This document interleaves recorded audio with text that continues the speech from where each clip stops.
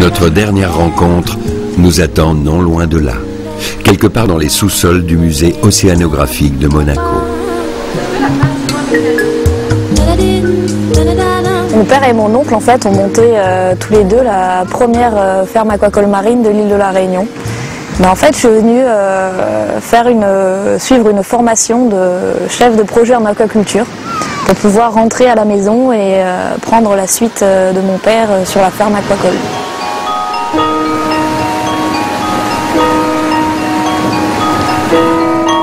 De Monaco à la Corse, de l'île de la Réunion à la Méditerranée, Julie promène ses palmes d'un bout à l'autre des océans.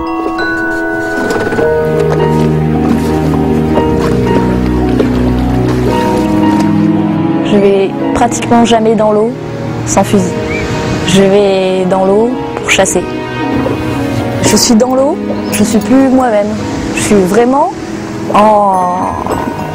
Je suis un prédateur, c'est-à-dire que je suis là, j'ai un partenaire, qui que ce soit à côté de moi, que ce soit mon père, mon petit ami ou peu importe, c'est mon partenaire. Il est là pour me suivre, je suis là pour le surveiller et on est tous les deux là à la recherche du poisson.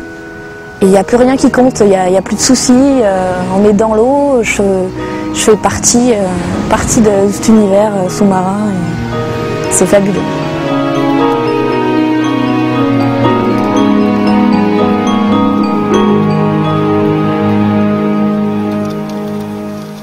Ça fait vraiment partie de ma vie. Je ne le considère pas comme un sport, c'est un mode de vie. Vraiment, je ne pourrais pas m'en passer. Je ne fais pas partie de ces gens qui vont absolument vouloir aller chasser tous les week-ends, se lever à 5 h du matin pour aller dans l'eau.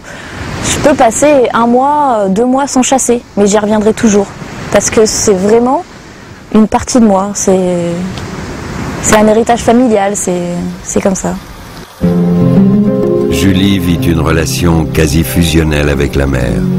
Et la chasse est à ses yeux un prolongement naturel de cette liaison. Mais si la chasse lui a beaucoup apporté depuis son enfance, elle lui a aussi beaucoup repris. Il y a 5 ans, en fait, mon père et mon oncle sont partis chasser. Et mon oncle s'est noyé, en fait. Ils l'ont pas retrouvé et il a eu un accident. La première chose à laquelle j'ai pensé quand mon père est rentré à la maison et qui m'a annoncé que mon oncle s'était noyé, je me suis dit que ça serait pas possible, que je pourrais pas retourner dans l'eau, que ça serait trop difficile. Mais lui, il tenait tellement à retourner dans l'eau justement pour pouvoir passer à autre chose, parce que lui, c'est sa passion, il a toujours fait ça depuis toujours. Donc c'est pour lui que je suis retournée à l'eau. Et une fois dans l'eau, aucune sensation de peur ou d'angoisse. Retrouver mes sensations, retrouver cet esprit de prédation et plus penser à autre chose, c'était comme avant.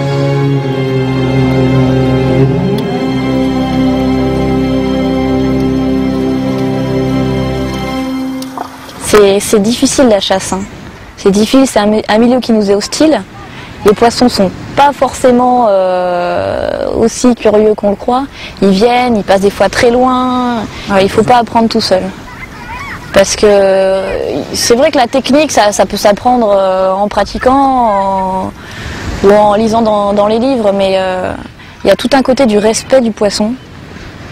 Ne pas s'enorgueillir de tirer du gros poisson, avoir un respect une fois qu'on l'a tiré, ne pas tirer n'importe quoi, ne pas faire des massacres, savoir se réfréner. Il y a plein de choses qui sont transmises en fait par les gens qui ont énormément d'expérience. Et je crois que c'est ce qui manque dans la chasse aujourd'hui, c'est que c'est tellement accessible à tout le monde qu'il y a plein de jeunes qui se mettent à chasser et qui n'ont pas forcément de gens pour les diriger, pour leur apprendre tous les à côté, tout le respect, toutes les techniques, toute la sécurité.